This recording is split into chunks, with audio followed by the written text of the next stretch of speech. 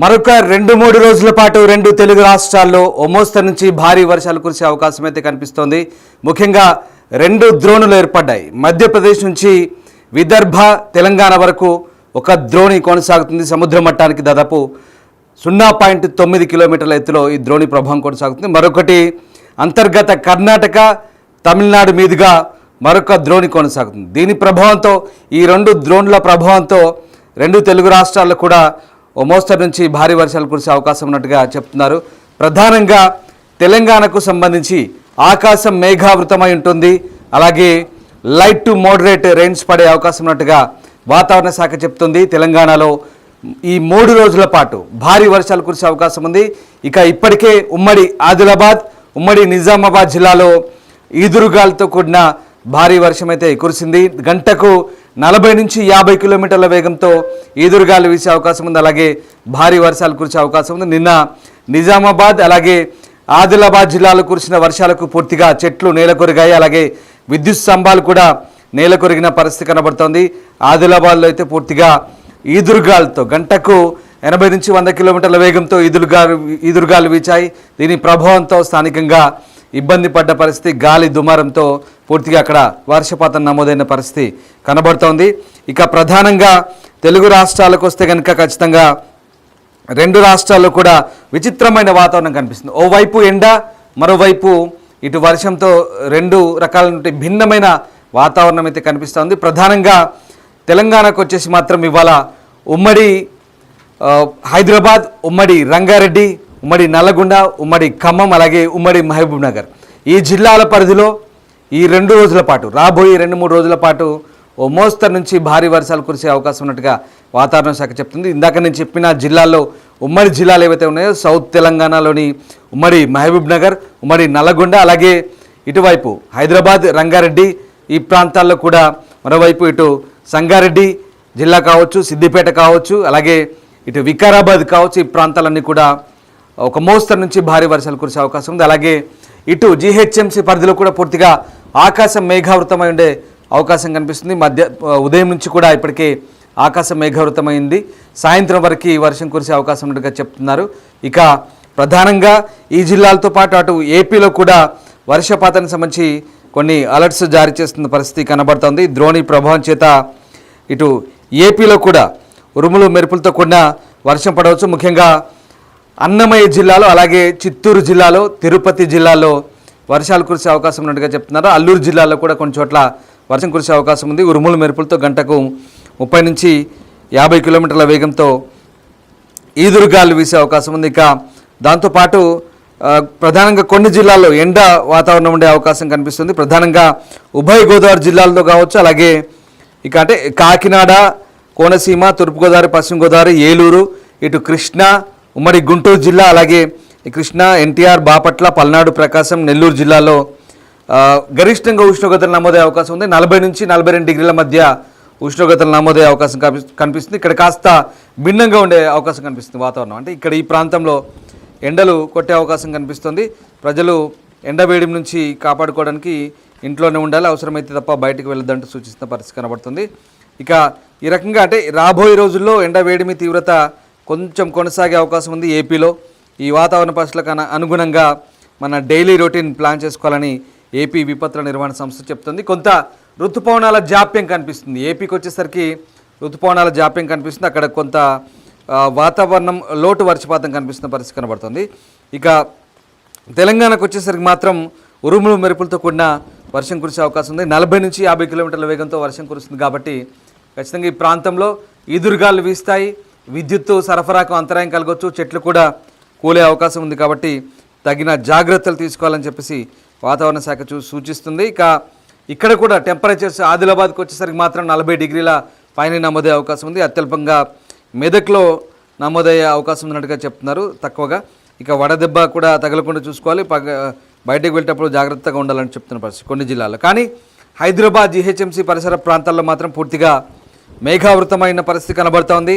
ఆ ప్రాంతాల్లో ఈ హైదరాబాద్, ఉమ్మడి రంగారెడ్డి ప్రాంతాల్లో ఇక్కడ పూర్తిగా మేఘావృతమైంది. సాయంత్రం వరకు కూడా అక్కడక్కడ ఒక మోస్తరు నుంచి భారీ వర్షం కురిసే అవకాశం ఉన్నట్టుగా కూడా చెప్తున్న పరిస్థితి కనబడుతుంది. ఒకసారి మీకు నేను ఐఎండి భారత వాతావరణ శాఖ సంబంధించినటువంటి శాటిలైట్ ఇమేజ్ నేను మీకు చూపించే ప్రయత్నం చేస్తున్నాను.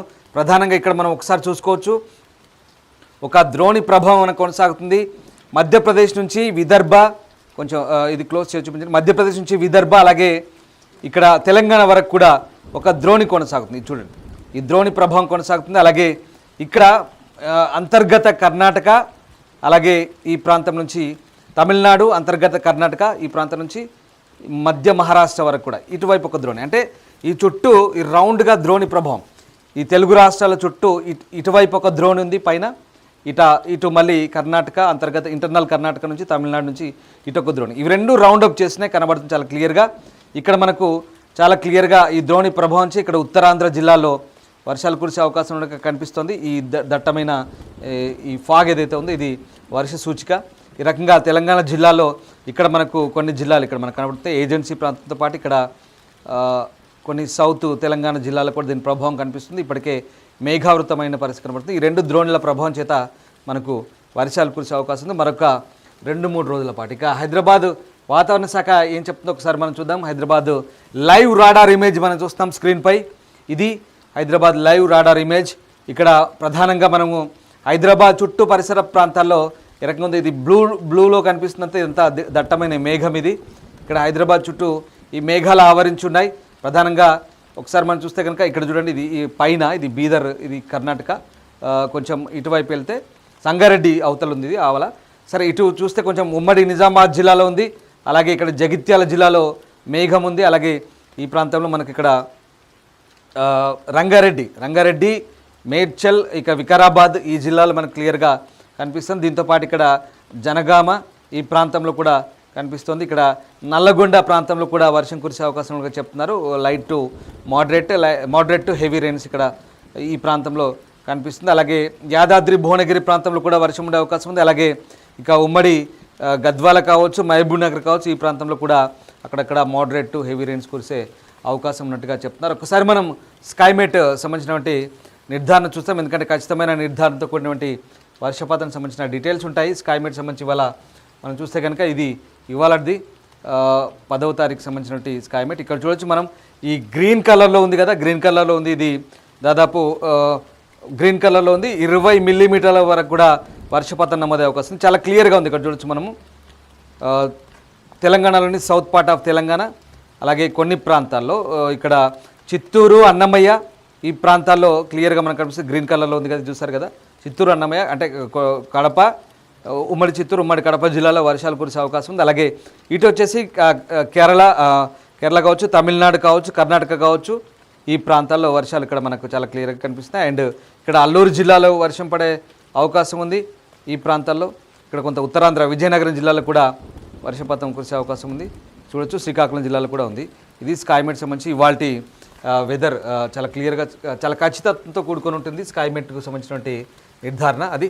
సో ఓవరాల్గా ఈ 3 రోజుల పాటు తెలుగు రాష్ట్రాల్లో ఒక మోస్తరు నుంచి భారీ వర్షాలు కురిసే అవకాశం ఉన్నట్టుగా చెప్తున్న పరిస్థితి కనబడుతుంది వాతావరణ శాఖ.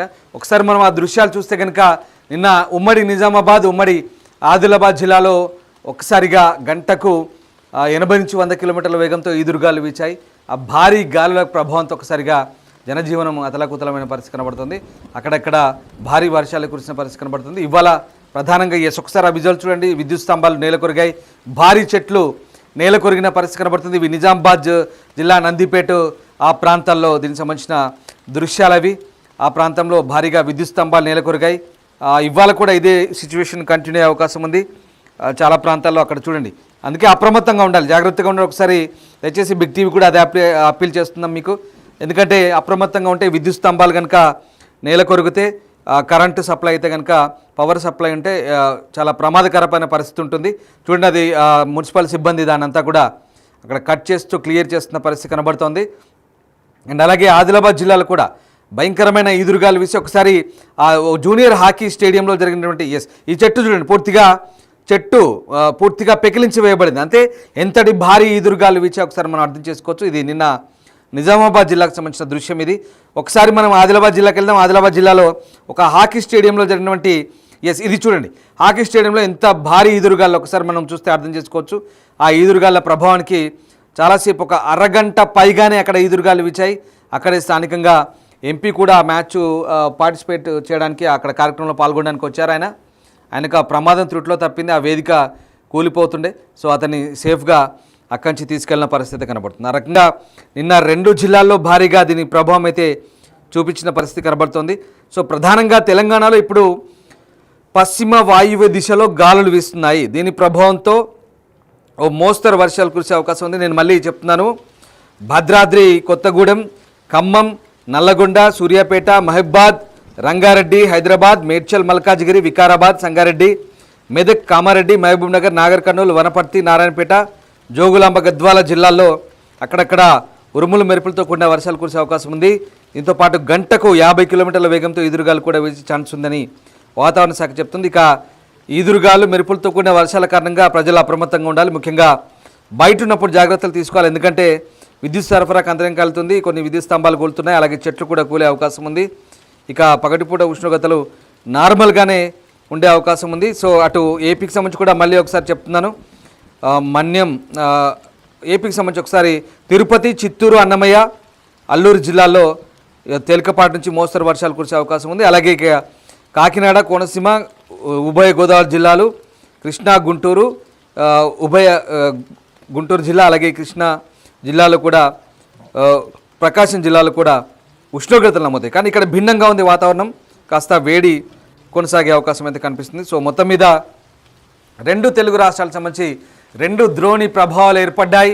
ఒకటి వచ్చేసి మధ్యప్రదేశ్, విదర్భ, అలాగే తెలంగాణ వరకు ఒక ద్రోణి విస్తరించింది. అలాగే మరొకటి అంతర్గత కర్ణాటక, తమిళనాడు, మధ్య మహారాష్ట్ర వరకు విస్తరించింది. ఈ 2 ద్రోణుల ప్రభావం చేత మరొక 2 రోజుల పాటు తెలుగు రాష్ట్రాల్లో ఒక మోస్తరు నుంచి భారీ వర్షాలు కురిసే అవకాశం ఉందని వాతావరణ శాఖ చెప్తుంది. ప్రధానంగా జీహెచ్ఎంసీకి వచ్చేసరికి, హైదరాబాద్కి వచ్చేసరికి ఆకాశం అయితే మేఘావృతమై ఉన్న పరిస్థితి కనబడుతోంది. మబ్బులు పట్టి ఉంది, చిరుజల్లు కురిసే అవకాశం ఉంది. అక్కడక్కడ సాయంత్రం కల్లా ఒక మోడరేట్ టు హెవీ రెయిన్ కూడా కురిసే అవకాశం లేకపోలేదు. కాబట్టి అప్రమత్తంగా ఉండమని చెప్తున్నారు. హైదరాబాదు పరిసర ప్రాంతాల్లో, గ్రేటర్ హైదరాబాద్ కావచ్చు, హైదరాబాద్, రంగారెడ్డి, ఉమ్మడి జిల్లాల పరిధిలో కూడా వర్షం కురిసే అవకాశం ఉంది. కాబట్టి అప్రమత్తంగా ఉండమని వాతావరణ శాఖ చెప్తోంది.